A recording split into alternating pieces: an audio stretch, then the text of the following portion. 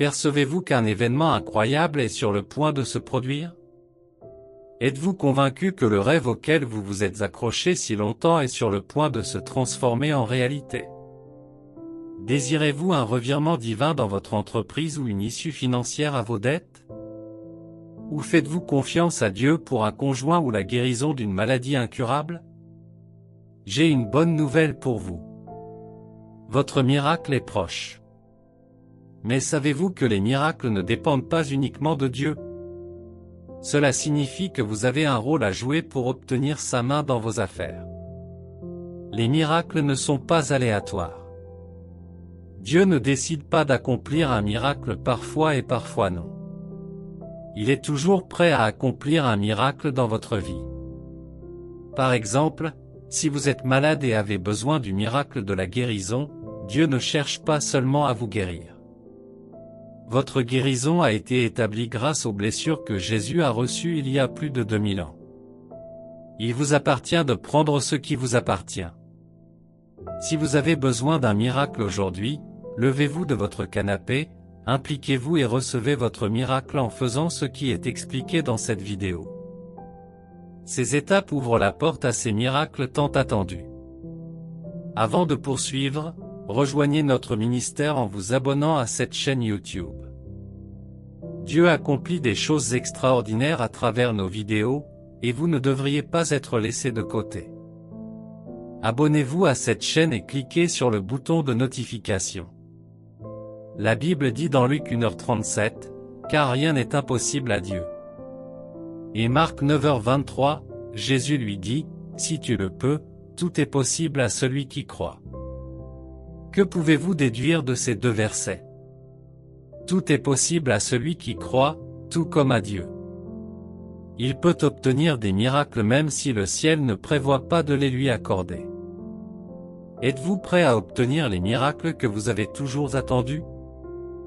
Désirez-vous ardemment vous approprier dès aujourd'hui les miracles que Dieu a déjà mis à votre disposition en Jésus-Christ? Faites ces 4 choses et voyez votre attente se concrétiser. Premièrement, priez avec ferveur et régularité. Je devine ce qui se passe dans votre esprit en ce moment. Vous vous dites probablement, s'il s'agit de prière, j'ai beaucoup prié sans résultat. J'ai même jeûné et prié par le passé, et participé à différentes réunions de prière, mais j'ai arrêté faute de résultats tangibles. Écoutez, bien-aimés, il existe différentes sortes de prières et différentes attitudes envers la prière. Suivez-moi pour apprendre quelques leçons clés de la prière désespérée d'Anne. L'histoire d'Anne est longuement racontée dans le premier chapitre de 1 Samuel. Anne avait l'habitude d'aller à Silo pour prier et prier chaque année au sujet de sa stérilité. Elle s'y rendait toujours le cœur lourd, car sa rivale la provoquait année après année. Elle n'a probablement jamais manqué d'aller à Silo pour faire connaître son cri à Dieu. La première leçon est qu'Anne n'a jamais cessé de prier, même lorsque sa prière semblait inefficace. La prière qui vous procurera les miracles escomptés doit être celle que vous récitez régulièrement jusqu'à ce que vous en constatiez la manifestation. Vous devez prier, convaincu que seul Dieu peut vous accorder les miracles désirés. Ce doit être une prière faite avec un cœur qui ne se laisse pas aller à l'option B. Les chrétiens d'autrefois ont probablement appris d'Anne et avaient la conviction de prier jusqu'à ce que quelque chose arrive. C'est une attitude envers la prière qui les pousse à continuer à prier et à implorer Dieu jusqu'à ce qu'ils voient des résultats tangibles. Si vous aviez l'habitude de prier pour votre problème, mais que vous avez arrêté par la suite, c'est le signe que vous n'êtes pas assez désespéré pour obtenir vos miracles. Imaginez qu'Anne ait prié et se soit lassée d'aller à Silo au bout d'un moment. Aurait-elle donné naissance à Samuel? Évidemment non. La dernière fois qu'Anne est allée à Silo, stérile, elle a prié comme jamais auparavant. Le prophète Élie avait toujours été au temple et aurait probablement remarqué Anne si elle avait toujours prié avec désespoir. Sa prière était marquée par les pleurs et l'angoisse. Ses lèvres remuaient, son cœur priait, mais sa voix n'était pas entendue. Avez-vous déjà prié à tue-tête jusqu'à en perdre la voix? Avez-vous déjà prié avec des mots, mais vous êtes-vous retrouvé à court de mots après un certain temps? Je suppose que c'est ce qui est arrivé à Anne. Elle a désespérément versé son âme dans le Seigneur, jusqu'à ce que le prophète la croie ivre. À bien y penser, si vous alliez à l'église et que vous voyez quelqu'un remuer les lèvres sans prononcer un mot, penseriez-vous rapidement qu'il est ivre? Je ne pense pas. Il semble qu'Anne ait eu des mouvements ou des gestes désordonnés pendant sa prière, ce qui a amené Élie à conclure qu'elle était ivre. Son cœur triste mais désespéré la poussait probablement à prier avec une attitude d'ivrogne. Cette prière a donné à Anne la fécondité qu'elle avait toujours attendue. Les prières désespérées sont différentes des prières informelles. On les répète régulièrement jusqu'à ce que les résultats apparaissent. Vous pourriez vous enfermer dans une pièce et dire, comme Jacob, que vous ne quitterez pas Dieu et cette pièce tant qu'il ne vous aura pas exaucé. Vous pourriez commencer un jeûne et ne jamais vous arrêter jusqu'à ce que le miracle se produise, ou passer un moment à minuit à prier jusqu'à ce que les miracles attendus se manifestent. Jacob était désespéré dans Genèse 32, 26, alors l'homme dit, « Laisse-moi aller, car l'aube se lève. » Mais Jacob répondit, « Je ne te laisserai pas aller sans que tu me bénisses. » Son nom a été changé de supplanteur en Israël parce qu'il s'est lancé dans des prières désespérées. Même lorsque le diable retient votre miracle, des prières désespérées et régulières inciteront Dieu à envoyer un ange pour vous aider à le libérer de vos miracles. C'est ce qui s'est passé lorsque Daniel a prié désespérément. Daniel était déterminé à continuer à prier désespérément jusqu'à ce que son miracle se produise. En écoutant cette vidéo, ressentez-vous une envie pressante de prier?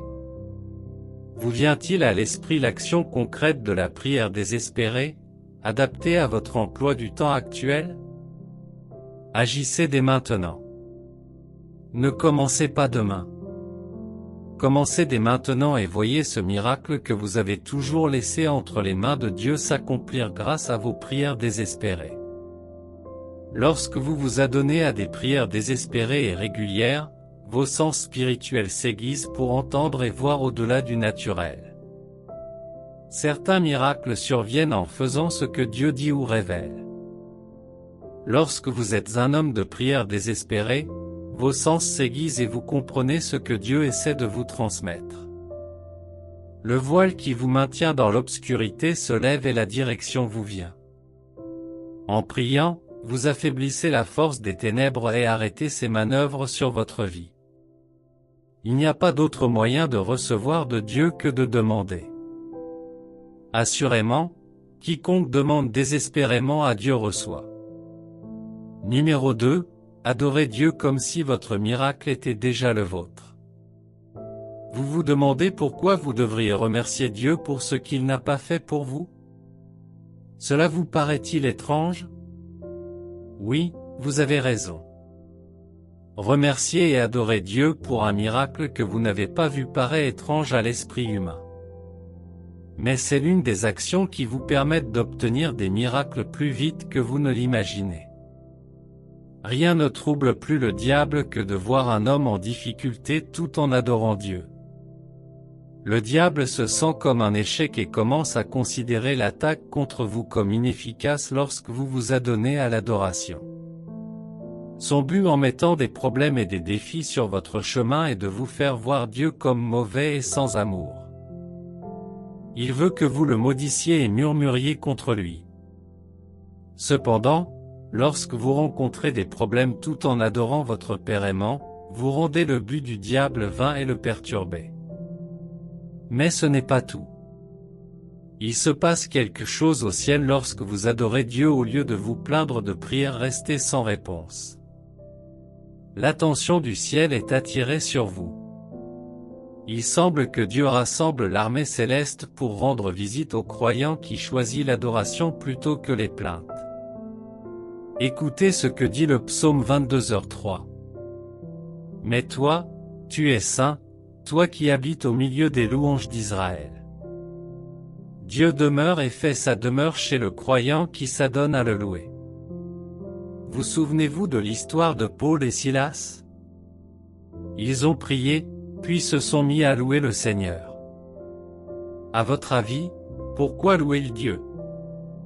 Ils ont dû louer Dieu parce que leur prière pour être libérés de prison avait été exaucée, même lorsqu'ils étaient encore en prison.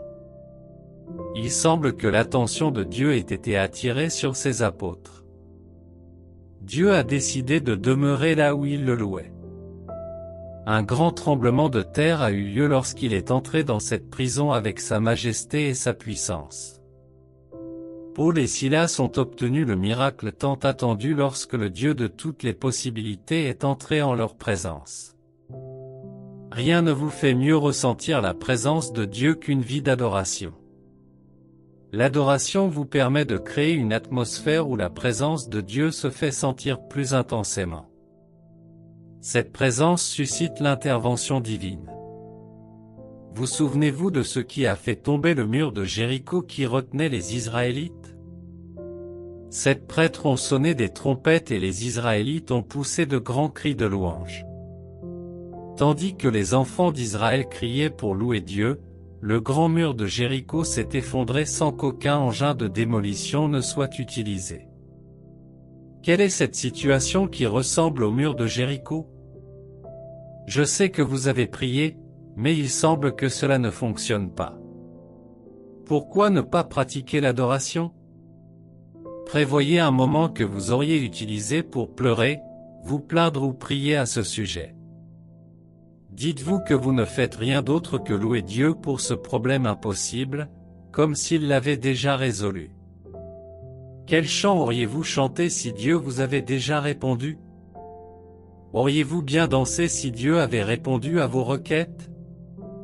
Auriez-vous bien crié de joie si votre miracle vous était apparu maintenant? Auriez-vous ri aux éclats en voyant ce SMS rempli de miracles? Et si vous faisiez ce que vous ferez lorsque vos miracles se produiront, même maintenant que vous ne les avez pas encore vus?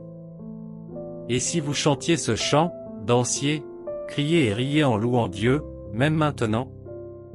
Savez-vous que la louange est une arme de guerre? Même si le diable retient votre miracle, savez-vous que vous pouvez l'attaquer et obtenir votre miracle en louant Dieu? Josaphat comprenait cette vérité et a obtenu de grands résultats en la mettant en pratique.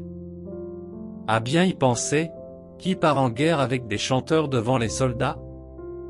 Cela n'a aucun sens en ce qui concerne la science de la guerre. Ce qui est insensé, c'est que le roi Josaphat n'a pas combattu avant d'avoir remporté la victoire.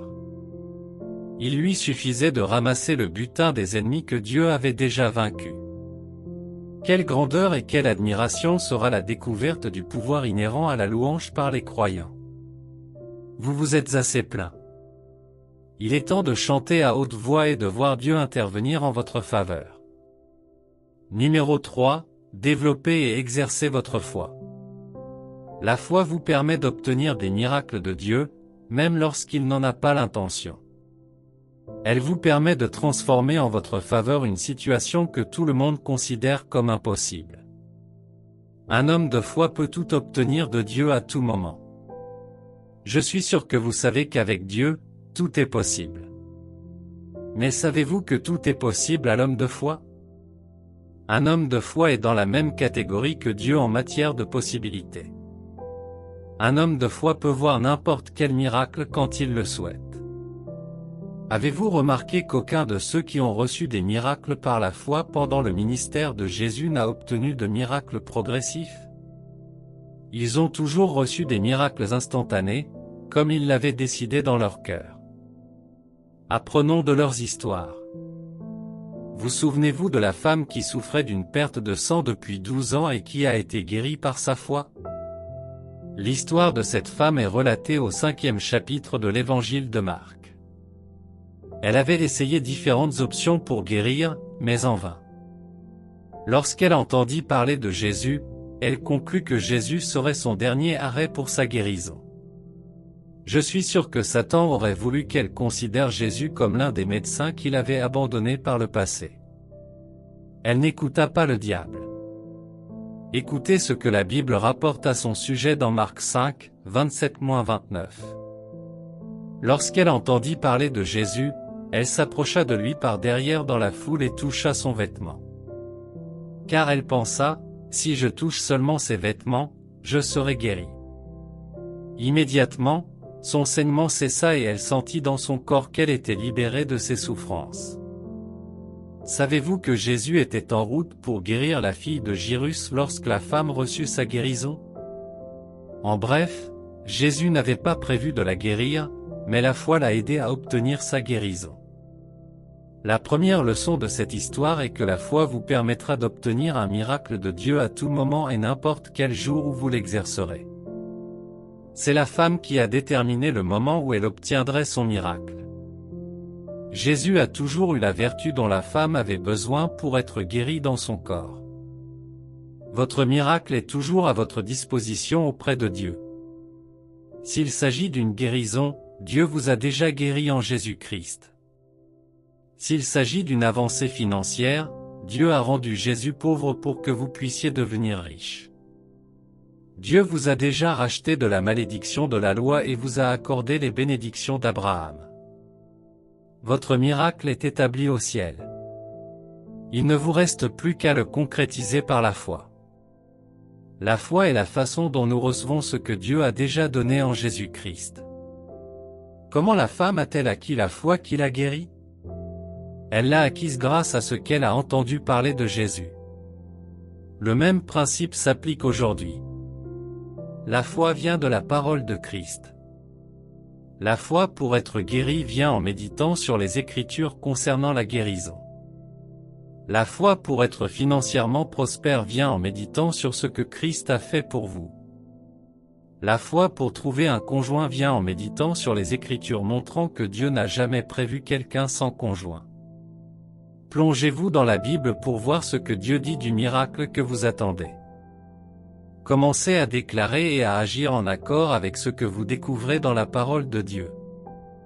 Il ne suffit pas de savoir comment développer votre foi, vous devez apprendre à agir selon votre foi.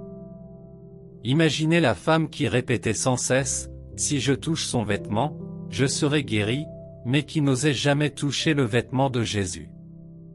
Serait-elle guérie un jour? Non, elle ne le serait pas. La foi implique de croire, de confesser et d'agir. Nous explorerons la place de l'action plus tard dans cette vidéo. Ne vous arrêtez pas tout de suite. Continuez à regarder. Numéro 4, agissez.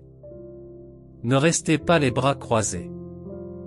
Aussi important soit-il de développer la foi, de prier avec ferveur et d'adorer Dieu comme si vous aviez vos miracles, ces activités spirituelles à elles seules ne suffiront pas. Vous ne pouvez pas rester assis à croire intérieurement et à ne rien faire extérieurement. Pour que la foi prenne vie, il faut agir.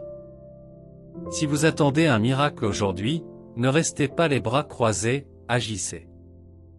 Vous souvenez-vous du premier miracle de Jésus? Il était à une cérémonie de mariage avec sa mère, et l'hôte manqua de vin pendant le mariage à Cana en Galilée. Marie se tourna vers Jésus pour qu'il intervienne. Elle attendait un miracle lorsqu'elle se tourna vers les serviteurs et leur dit, « Faites tout ce qu'il vous dira. » Marie savait que les miracles impliquent quelque chose. Faites-vous confiance à Dieu pour un miracle qui vous libérera de vos dettes? Faites-vous confiance à Dieu pour votre prospérité financière? Je sais que vous priez désespérément, que vous louez Dieu pour que vos finances changent et que vous confessez que vos dettes sont surnaturellement effacées. Mais savez-vous que vous devez agir pour vous en sortir? Que diriez-vous de consulter un expert financier pour éviter d'augmenter vos dettes et vous en sortir? Quelqu'un pourrait-il vous aider à déterminer le montant mensuel que vous devez mettre de côté pour régler vos dettes? Quelqu'un qui peut vous conseiller de ne rien acheter en dehors de vos besoins essentiels pendant que vous réglez vos dettes. Apprendre à ne pas augmenter vos dettes actuelles avec un expert vous permet de rester libre de vos dettes au cas où Dieu vous enverrait quelqu'un pour vous aider à les régler. Les miracles ne sont pas toujours le fruit du hasard. Dieu a effacé la dette de cette veuve qui s'est précipitée vers le prophète en lui donnant quelque chose à vendre. Dieu aurait pu choisir d'aider ses créanciers pour qu'il s'acquitte de sa dette, mais il a décidé de ne pas le faire.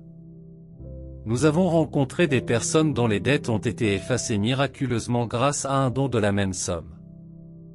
D'autres nous ont dit que Dieu avait permis une augmentation de leurs revenus afin de pouvoir régler leurs dettes.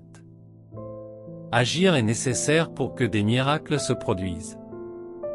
Beaucoup pensent, à tort, qu'agir signifie manquer de confiance en Dieu. Non, ce n'est pas le cas. Ne pas agir est un signe de méfiance envers Dieu. Faites-vous confiance à Dieu pour travailler dans une multinationale en particulier? Agir implique de soumettre votre candidature à cette multinationale. Cela implique de rechercher les responsables de l'entreprise avec lesquels vous pouvez communiquer sur les réseaux sociaux pour promouvoir vos compétences.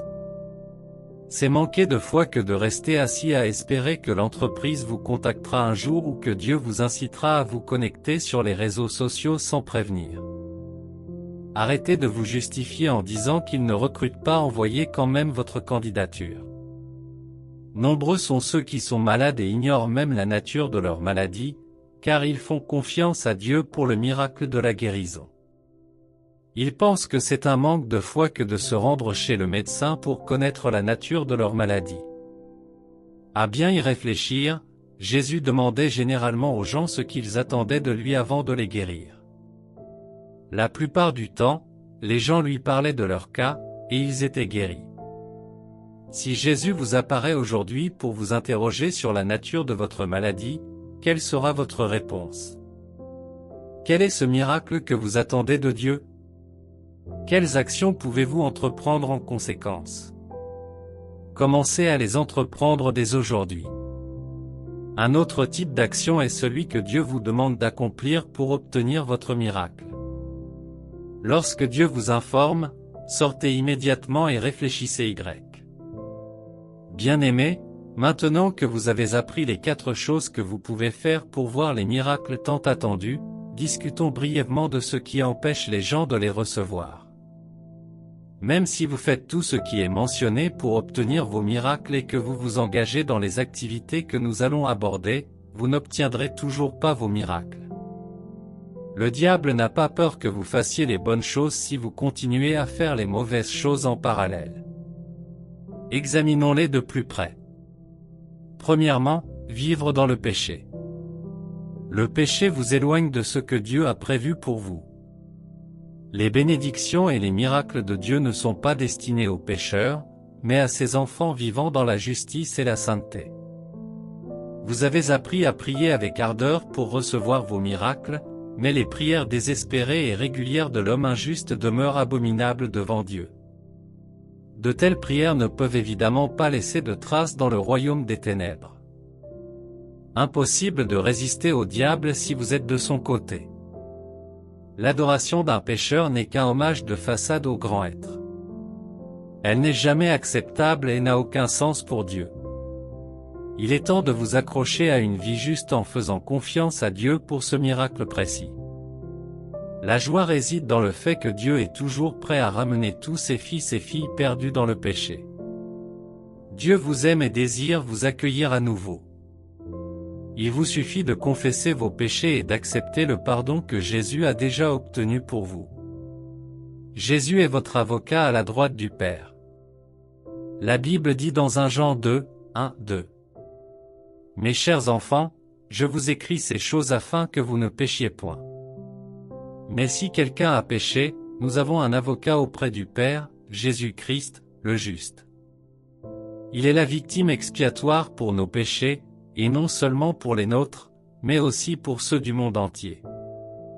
Il est prêt à plaider votre cause devant Dieu à tout moment, chaque fois que vous revenez à lui.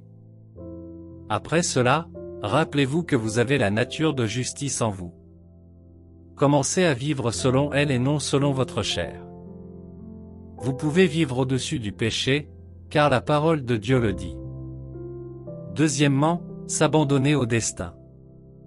Cela paraît moins spirituel, mais c'est l'une des principales raisons pour lesquelles les gens ne reçoivent pas leur miracle.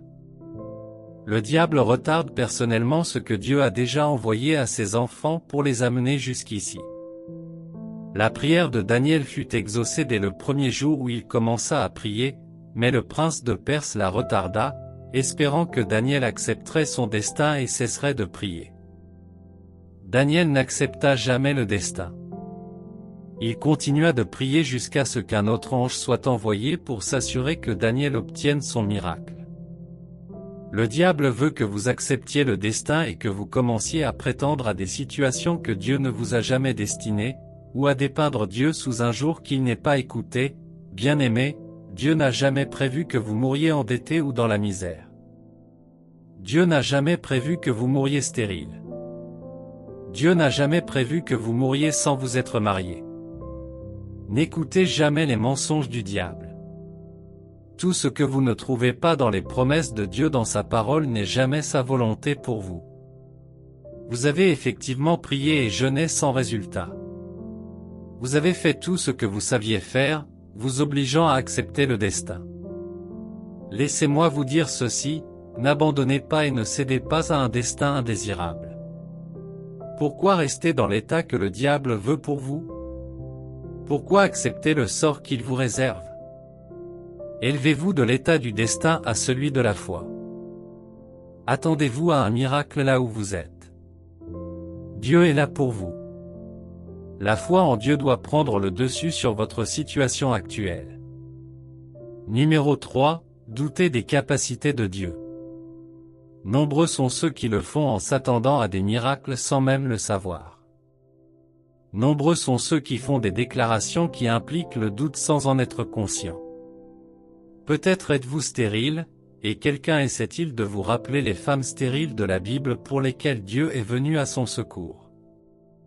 Des affirmations comme « c'était à l'époque biblique » ou « je sais que Dieu a rendu fécondes les femmes stériles de la Bible, mais mon cas est différent » vous font douter avec élégance de la capacité de Dieu. Vous doutez de la capacité de Dieu lorsque vous vous concentrez sur le problème au détriment de ses promesses et de ses témoignages passés. Bien-aimé, Dieu est tout-puissant, et rien de ce que le diable peut faire ne lui est insurmontable. Prions. Mon Dieu et Père, merci de m'aimer d'un amour éternel. Merci d'avoir envoyé ton Fils mourir pour mes péchés. Jésus, tu m'as démontré ton amour en prenant sur toi les châtiments et le salaire de mes péchés. Tu t'es fait pauvre pour moi et tu as pris sur toi mes infirmités. Que puis-je utiliser pour te récompenser de ce grand amour? En effet, tu es l'amoureux de mon âme et le rédempteur de mon esprit. Merci pour le privilège que j'ai de t'adorer. Merci pour le privilège d'avoir mes prières exaucées. Merci pour le privilège de t'appeler mon Père. Abba, Père, accepte ma louange et mon adoration. Mon Sauveur, je confesse mes péchés et mes iniquités devant toi avec humilité et un cœur contrit. Je reçois le pardon et suis purifié par ton sang. Dès maintenant, je choisis de vivre dans la droiture et la justice. Je reçois la grâce de dire non lorsque le diable m'attire des désirs pécheurs. Père, je me repens d'avoir toujours pensé que c'est toi qui retardes mes miracles. Je regrette de te voir comme un mauvais Dieu et Père. J'ai appris que tu es un bon Père. Tu as établi et rendu disponible en Christ tout miracle dont j'aurais besoin. Merci de m'avoir montré comment saisir toutes tes bénédictions pour ma vie. Père, j'ai appris que des prières ferventes et désespérées sont un moyen de recevoir mes miracles à tout moment et en tout temps. Je reçois l'esprit de grâce, de supplication et de ténacité pour persévérer dans la prière jusqu'à ce que mon miracle se manifeste. Je refuse d'arrêter de prier tant que je n'aurai pas vu mon miracle entre mes mains. Saint-Esprit, fortifie mes mains pour qu'elles combattent dans la prière et élimine toute force qui empêche mes miracles de se manifester physiquement. En priant, je reçois toutes les instructions et tous les conseils qui me permettront de saisir mes miracles. Père, j'utilise désormais l'arme de la louange et de l'adoration. Je n'attendrai plus de voir mes miracles avant de commencer à t'adorer et à te louer pour eux. J'ai appris que l'adoration attire l'attention du ciel et permet à Dieu d'intervenir dans les affaires terrestres. En louant et en adorant Dieu comme Paul et Silas, mes miracles se libèrent de tout ce qui les retient. Seigneur, j'ai vu la puissance de la foi. J'ai vu comment une femme a obtenu sa guérison par la foi.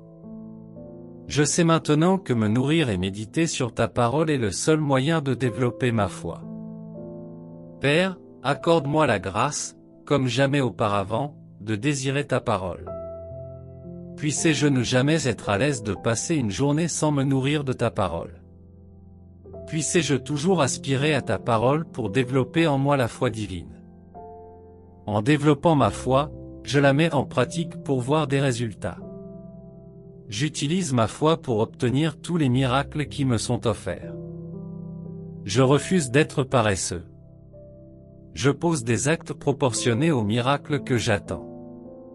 Merci, Jésus. Je crois que tu as exaucé mes prières. Au nom puissant de Jésus, je prie. Amen. Merci d'avoir regardé. Je suis sûr que vous êtes déjà bénis. Partagez cette vidéo avec vos amis et abonnez-vous à cette chaîne pour plus de messages inspirants. Que Dieu vous bénisse.